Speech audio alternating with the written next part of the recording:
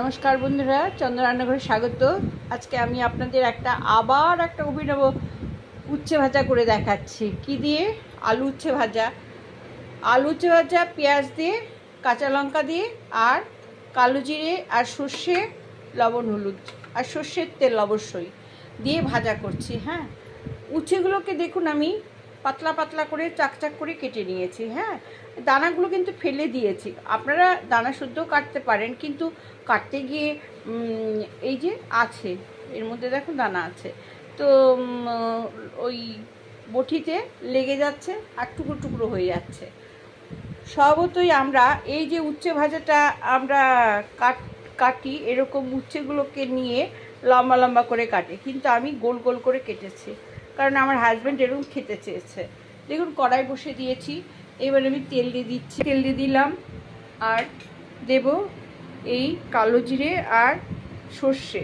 দেখুন কালো জিরে আর সর্ষে দিয়ে দিলাম। হ্যাঁ, এটা আর এর মধ্যে দিয়ে দিলাম দুটো লঙ্কা, দুটো লঙ্কা আর কি টুকরো করে দিয়েছি। হ্যাঁ,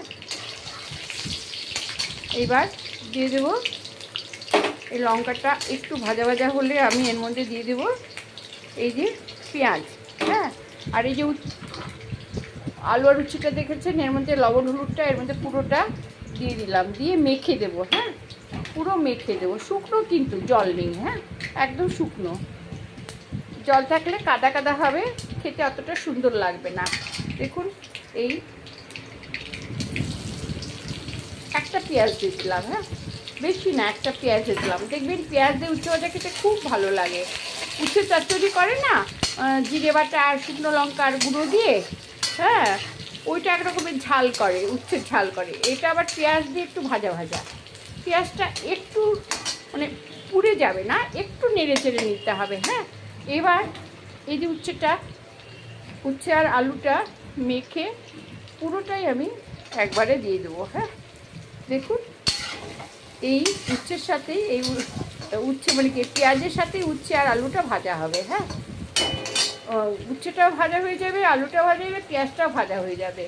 এবার আমি সবগুলোই দিয়ে দিলাম।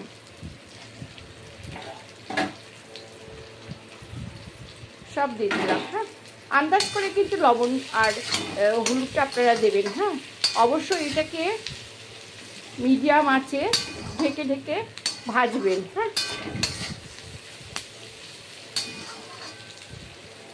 আর ঢেকে ঢেকে ভাজবেন, আর 2-1 মিনিট পর পরই নেড়ে দিতে হবে। হ্যাঁ, এটা আমি ঢেকে দিলাম। এইবার পুরুন আঁচটা কিন্তু বড়ই আছে। হ্যাঁ, এটা আমি মিডিয়ামে করে দিলাম।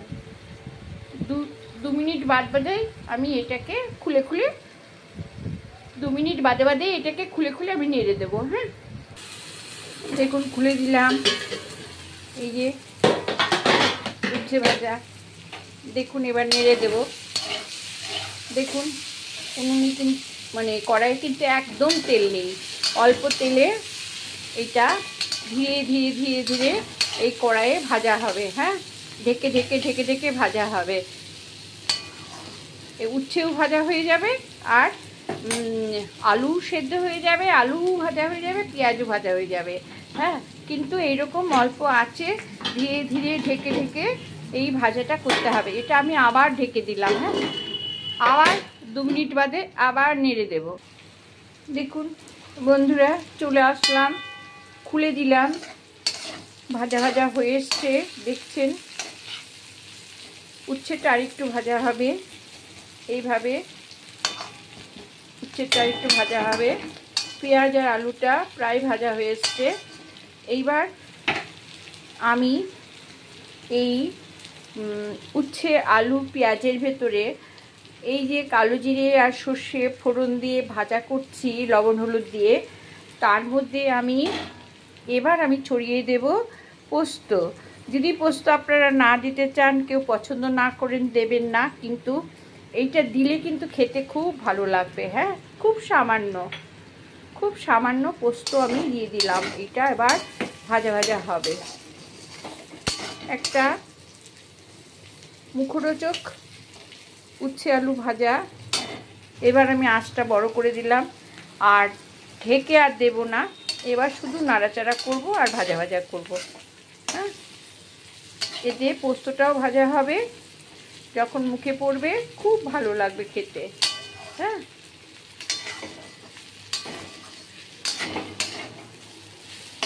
আরও 2 মিনিট ভাজা হবে।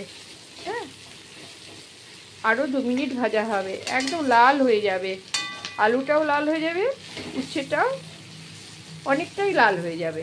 হ্যাঁ, আচ্ছা 2 মিনিট এইরকমভাবে নাড়াচাড়া করতে করতে ভাজা হয়ে যাবে। এইবার হলুদ আমি কম দিয়েছিলাম পুড়ে যাবে বলে, এবার আমি একটু হলুদ দিয়ে দিলাম, তাহলে এইবার হয়ে গেল। হ্যাঁ, এই হলুদ খাওয়া ভীষণ ভালো। হ্যাঁ,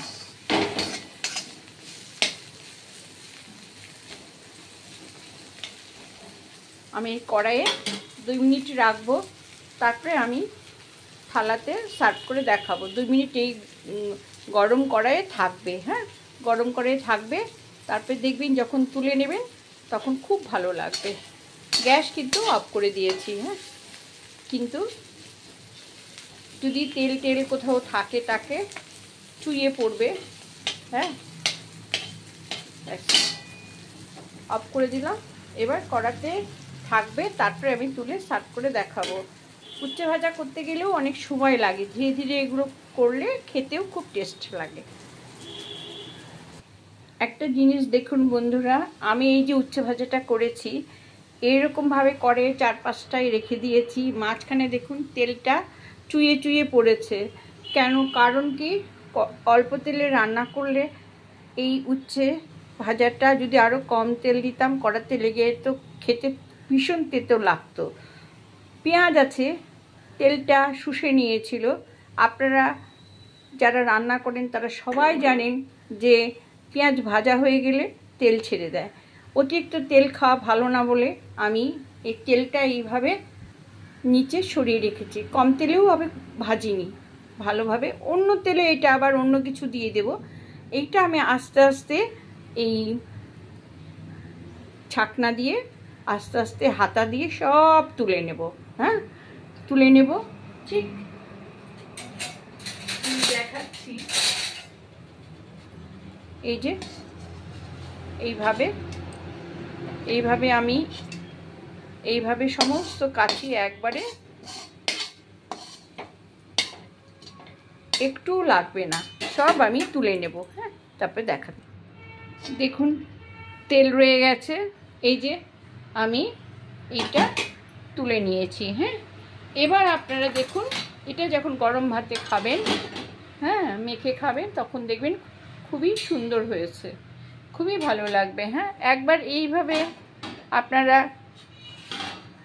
আমার মতন রান্না করে দেখবেন, চন্দন রান্নাঘরের মতন এইরকম উচ্ছে ভাজা করে দেখবেন কেমন অমৃত লাগে। হ্যাঁ, ওকে বন্ধুরা, ভালো লাগলে সাবস্ক্রাইব করবেন, লাইক করুন, শেয়ার দেবেন।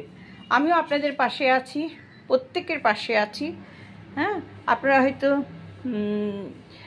অনেকের সঙ্গেই আমার পরিচয় হয়ে গেছে, পরিচিতি লাভ করেছি আপনাদের আশীর্বাদে, সেই জন্যে আমিও আপনাদের পাশে থাকবো, কথা দিলাম। হ্যাঁ, ওকে বন্ধুরা, ভালো থাকবেন, রাখছি।